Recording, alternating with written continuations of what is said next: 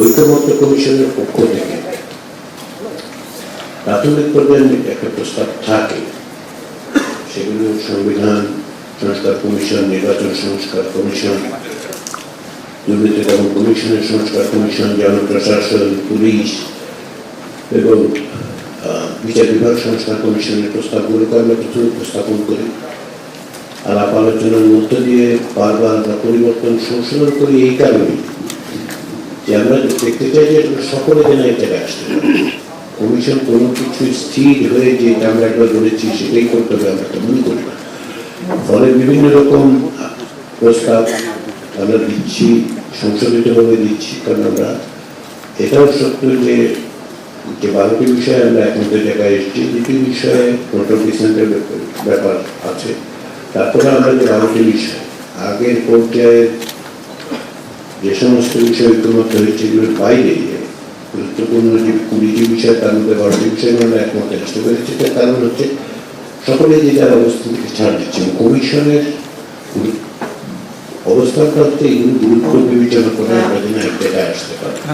এগুলো আমাদেরকে কোনোভাবে নিষ্পত্তি করতে হবে।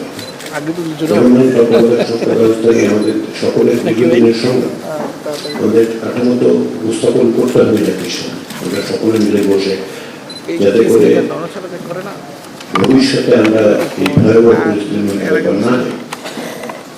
তো সেই কারণেই পরিমার্জন করা হচ্ছে এবং সেগুলো আপনাদের মতামতের প্রতিফলন ঘটিয়ে করা হচ্ছে। তারপরে আবারও ফ্লোর থেকে এগুলো সংশোধন হচ্ছে। সেই প্রক্রিয়াটা অব্যাহত রেখে আগামী 2-3 দিনের মধ্যে আমাদেরকে এক জায়গায় এই বিষয়গুলো নিষ্পত্তি করতে হবে। আমরা চাই এগুলি নিষ্পত্তি করে জাতীয় সনদে এগুলি যুক্ত করে জনগণের সামনে সেগুলোকে উপস্থাপন করে সকলে মিলে স্বাক্ষর করে একটা ঐতিহাসিক দলিল তৈরি করতে, যার মধ্যে দিয়ে ভবিষ্যৎ বাংলাদেশের পথরেখাটা থাকবে। সব বিষয়েই আমরা যে তাতে অন্তর্ভুক্ত করতে পারবো সেটা আমরা কখনোই মনে করিনি। এগুলো প্রয়োজন, গুরুত্বপূর্ণ, মৌলিক, সেগুলো আমরা বিবেচনা করছি। এর বাইরে অনেকগুলো বিষয় আছে। রাজনীতিবিদ হিসেবে আপনারাই ক্ষমতায় যাবেন, আপনাদের প্রতিনিধিরাই জনপ্রতিনিধি হবেন, আর অনেক বিষয় আপনারা মোকাবেলা করবেন, আরও অনেক বিষয় যুক্ত থাকবে। কমিশনের রিপোর্টগুলোতে অনেক বিষয় আছে যেগুলো আমরা মনে করি যে আপনারা যারা জনপ্রতিনিধি হিসেবে যাবেন এবং জনপ্রতিনিধি হিসেবে না গেলেও যারা রাজনীতিতে যুক্ত থাকবেন তারা সেগুলোকে বিবেচনায় নেবেন।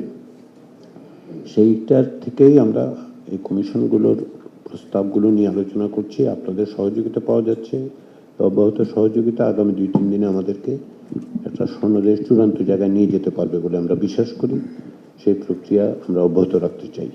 আমি আবারও সবাইকে ধন্যবাদ জানাচ্ছি। আজকে আমরা যতটা সময় সম্ভব, বাস্তবে যতটা সময় সম্ভব সেগুলিকে আলোচনা অব্যাহত রাখবো।